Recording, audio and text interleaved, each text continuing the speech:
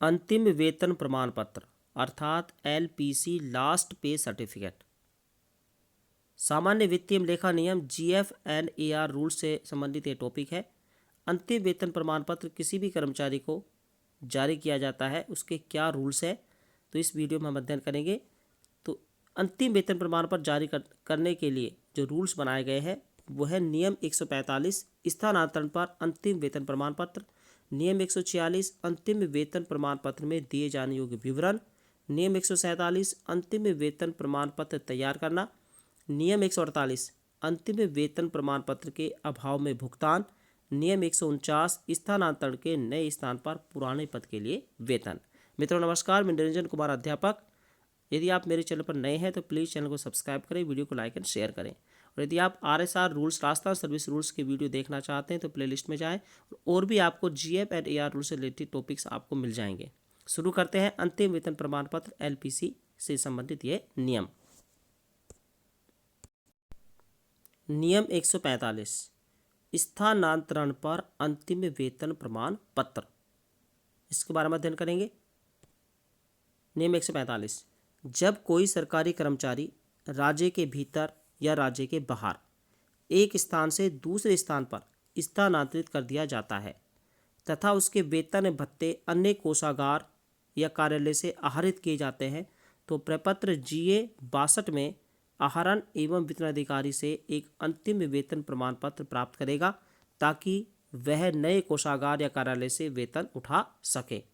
तो नियम 145 क्या है, देखिए, जब किसी कर्मचारी का राज्य के भीतर या राज्य के बाहर ट्रांसफ़र कर दिया जाता है, ट्रांसफ़र हो जाता है, तो उसका जो वेतन और भत्ते हैं वो अन्य कोषागार कार्यालय से आहरित किए जाएंगे। जहां पर उसका ट्रांसफ़र हुआ है वहां की ट्रेजरी से, कोषागार से उसका वेतन उठाया जाएगा। इसके लिए प्रपत्र GA 62 में जो आहरण वितरण अधिकारी है जहां पर वो कार्यरत है वहां का आहरण वितरण अधिकारी GA 62 में एक अंतिम वेतन प्रमाण पत्र एलपीसी जारी करेगा और अंतिम वेतन प्रमाण पत्र प्राप्त करेगा जहां पर उसका पोस्ट हुआ है, पोस्टेड वो हुआ है, जहां पर उसका स्थानांतरण हुआ है वहां का वेतन अधिकारी एक उस अंतिम वेतन प्रमाण पत्र को GA 62 प्रपत्र को प्राप्त करेगा ताकि उसका जो नया वेतन है वो नए कार्यालय या नए कोषागार से उठाया जा सके, आहरित किया जा सके।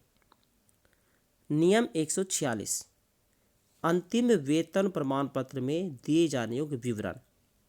नियम 146 क्या है? अंतिम वेतन प्रमाण पत्र में दिए जाने योग्य विवरण। इसके कुछ बिंदु हैं जिनके बारे में अध्ययन करेंगे। तो पहला जो बिंदु है वो देखिए,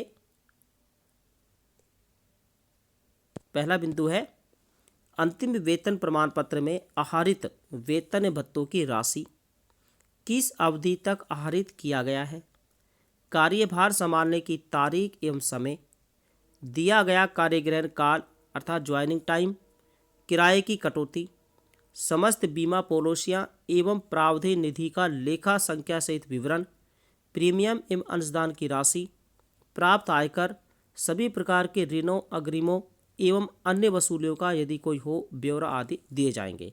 तो नियम 146 का जो पहला बिंदु है उसमें देखो, उसमें क्या बताया गया है कि जो एलपीसी जारी की जाएगी, अंतिम वेतन प्रमाण पत्र जारी किया जाएगा, उसमें किस किस चीज़ का विवरण किया जाएगा। एलपीसी में आहरित वेतन भत्तों की राशि का विवरण, किस अवधि तक वेतन आहरित किया गया इसका विवरण, कार्यभार संभालने की तारीख और समय का विवरण, दिया गया कार्यग्रहण कार्य ज्वाइनिंग टाइम का विवरण और किराए की कटौती का विवरण, समस्त जो बीमा पॉलिसियां हैं और प्रावधान निधि का लेखा संख्या सहित विवरण, प्रीमियम एवं अंशदान जो भी कटौती होती है उसका विवरण, प्राप्त आयकर या टैक्स का विवरण, सभी प्रकार के ऋण और उसने जो एडवांस ले रखा है, जो भी लोन या उसने एडवांस ले रखा है उसका विवरण उसमें किया जाएगा। इन सब का ब्यौरा उसमें दिया जाएगा। बिंदु संख्या 2 देखिए,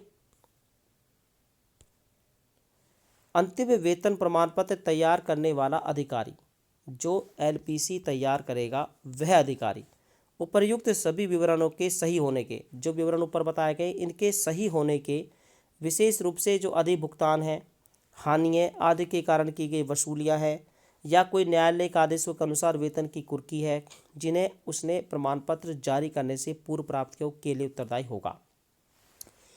एलपीसी जो प्राप्त करेगा अधिकारी वो उपयुक्त सभी बातों को तो देखेगा जो ऊपर बताई गई है। यदि कोई कर्मचारी ऐसा है जिसके खिलाफ न्यायालय के आदेशों के अनुसार वेतन की कुर्की की गई थी या हानि आदि के कारण उसकी वसूलियाँ की गई थी, जिन्हें उसे वेतन प्रमाण पत्र जो है प्राप्त जारी करने से पहले प्राप्त किया था, उसके बारे को देखेगा और उसके लिए उत्तरदायी होगा। तीसरा जो बिंदु है, भवन निर्माण एवं मोटर वाहन अग्रिमों के मामले में कोषागार द्वारा सरकारी कर्मचारी को आवंटित की गई लेखा संख्या, शेष एवं किस्तों की राशि आदि का उल्लेख अगले आहरण वेतन अधिकारी द्वारा वसूली हेतु किया जाएगा। यानी कि ऐसा कर्मचारी जिसने हाउस लोन या उसने कार लोन ले रखा है, हाउस लोन या कार लोन उसने ले रखा है, तो ऐसे मामले में या कोषागार द्वारा सरकारी कर्मचारी को आवंटित की गई लेखा संख्या, शेष और उसकी कितनी किस्तों की राशि बची है, इसका उल्लेख किया जाएगा और इसके लिए अगला आहरण वेतन अधिकारी उत्तरदायी होगा। बिंदु संख्या 4, अंतिम प्रमाण पत्र में स्थानांतरण के समय सरकारी कर्मचारी के विरुद्ध बकाया सामान और स्थायी अग्रिम आदि में से दिए गए कार्यालय व्यय के संबंध में कोई अग्रिम या शेष का, अग्रिम बिल पर आहरित अग्रिमों के खर्च न किए गए शेष का, लोक निर्माण विभागों एवं वन विभागों के मामले में इम्प्रेस्ड एवं अस्थायी अग्रिम का विशेष रूप से उल्लेख किया जाएगा।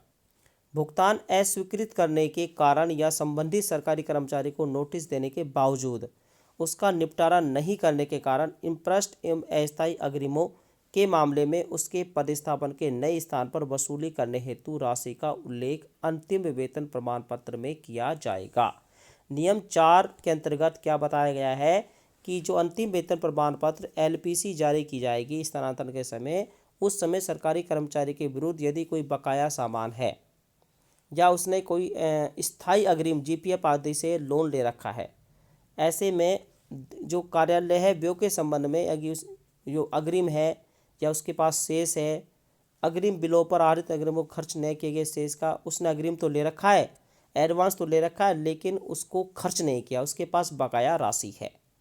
और लोक निर्माण और वन विभागों की बात करें, उनके मामले में जो इम्प्रेस्ड और अस्थायी अग्रिम है उसका विशेष रूप से उल्लेख किया जाएगा। ऐसे कर्मचारी जिसने अग्रिम उठा लिया, स्थायी अग्रिम ले रखा है या उसके पास कोई बकाया सामान है, उसका विवरण भी उसमें किया जाएगा। भुगतान अस्वीकृत होने के कारण या संबंधित सरकारी कर्मचारी को नोटिस देने के बावजूद उसने उसका निपटारा नहीं किया है, इम्प्रेस्ड और अस्थायी अग्रिम जो उसने ले रखा है उसका निपटारा उसने नहीं किया है, उसके पास वो बकाया है, जो ऐसे मामले आ जाते हैं उसका पदस्थापन जहाँ पर हुआ है नई जगह पर, तो जो आहरण वेतन अधिकारी है वो वसूली करने हेतु उस राशि का उल्लेख उसमें प्राप्त करेगा, देखेगा उसका उल्लेख उसमें किया गया है या नहीं। नियम 147, अंतिम वेतन प्रमाण पत्र तैयार करना। नियम 147 क्या है? अंतिम वेतन प्रमाण पत्र तैयार करना। देखिए नियम 147, आहरण एवं वेतन अधिकारी सरकारी कर्मचारी का स्थानांतरण होने पर 4 प्रतियों में अंतिम वेतन प्रमाण पत्र तैयार करेगा। 4 प्रतियां जो है एलपीसी की बनाई जाएगी। ये 4 प्रतियां कौन कौन सी होंगी? देखिए पहली प्रति, प्रथम प्रति में उस कार्यालय में भेजी जाएगी जहां पर उसका स्थानांतरण हुआ है, जहां पर उसका ट्रांसफ़र हुआ है, जहां पर उसका ट्रांसफ़र हुआ है पहली प्रति उस कार्यालय में भेजी जाएगी। दूसरी प्रति की हम बात करें तो दूसरी प्रति उस जिले के उप निदेशक या सहायक निदेशक राज्य बीमा प्रावधायी निधि विभाग को, सरकारी कर्मचारी के राज्य बीमा प्रावधान निधि संबंधित फाइल को उस जिले के संबंधित उप निदेशक या सहायक निदेशक राज्य बीमा प्रावधायी निधि को स्थानांतरित करने के लिए भेजी जाएगी जहां पर वे पदस्थापित किया गया है। यानी दूसरी जो प्रति भेजी जाएगी उस जिले के उप निदेशक या सहायक निदेशक राज्य बीमा एवं प्रावधान निधि विभाग को भेजी जाएगी। मान लो यदि किसी कर्मचारी का ट्रांसफ़र एक जिले से दूसरे जिले में हो जाता है, तो एक जिले से दूसरे जिले में होने पर उसका जो नया जिला है वहाँ उस जिले के उपनिदेशक और सहायक निदेशक जो कि राज्य बीमा प्रावधान निधि विभाग का अधिकारी होता है वहाँ पर उसकी एलपीसी भेजी जाएगी। ठीक है। तीसरी प्रति की हम बात करें, तीसरी प्रति सरकारी कर्मचारी को प्रष्टांकित की जाएगी, सरकारी कर्मचारी को दी जाएगी। चौथी प्रति की बात करें उसके अभिलेख के लिए फाइल में रखी जाएगी। तो 4 प्रतियां ये बनाई जाती हैं। नियम 148, अंतिम वेतन प्रमाण पत्र के अभाव में भुगतान। नियम 148 में क्या बताया गया है? अंतिम वेतन प्रमाण पत्र के अभाव में भुगतान। देख लेते हैं। अंतिम वेतन प्रमाण पत्र के अभाव में भुगतान। कार्यालय अध्यक्ष उस सरकारी कर्मचारी को जिसने अंतिम वेतन प्रमाण पत्र प्राप्त नहीं किया है, प्रथम बार में 3 माह की अवधि के लिए वेतन एवं भत्तों का आहरण करने के लिए सरकारी कर्मचारी द्वारा तैयार किए गए विवरण के आधार पर प्राधिकृत करेगा। यानी कि जो कार्यालय अध्यक्ष है उस सरकारी कर्मचारी को जिसने कि अंतिम वेतन प्रमाण पत्र एलपीसी प्राप्त नहीं की है, पहली बार प्रथम बार 3 माह की अवधि के लिए वेतन और भत्तों का आहरण करने के लिए अब वो क्या करेगा? सरकारी कर्मचारी द्वारा बताए गए विवरण के आधार पर उसे प्राधिकृत करेगा। वह उस विवरण में अंतिम आहरण किए गए वेतन एवं भत्तों का, सभी प्रकार की वसूलियों का तथा शुद्ध देय राशि का उल्लेख करेगा। विशेष मामलों में वह इस प्रकार की सुविधा 3 माह की और अगली अवधि के लिए कारणों को अभिलेखित करते हुए बढ़ा सकेगा।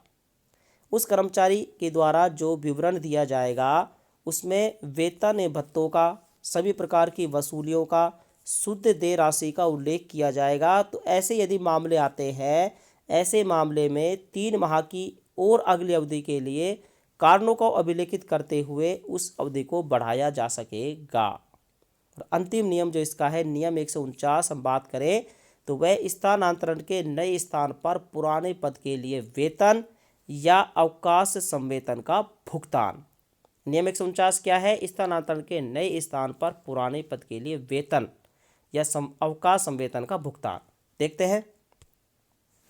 नियम 149, स्थानांतरण के मामले में पुराने पद के संबंध में देय वेतन या अवकाश वेतन जिसे स्थानांतरण किए जाने के समय आहरित नहीं किया गया है, नए स्थान पर आहरित किया जाएगा। दोबारा देखिए, स्थानांतरण के मामले में पुराने पद के संबंध में जो देय वेतन है या जो अवकाश वेतन है जिसे स्थानांतरण किए जाने के समय आहरित नहीं किया गया था, ये नहीं किया गया है स्थानांतरण के समय, उसे नए स्थान पर आहरित किया जाएगा। तो मित्रों, ये था टॉपिक अंतिम वेतन प्रमाण पत्र एलपीसी से संबंधित।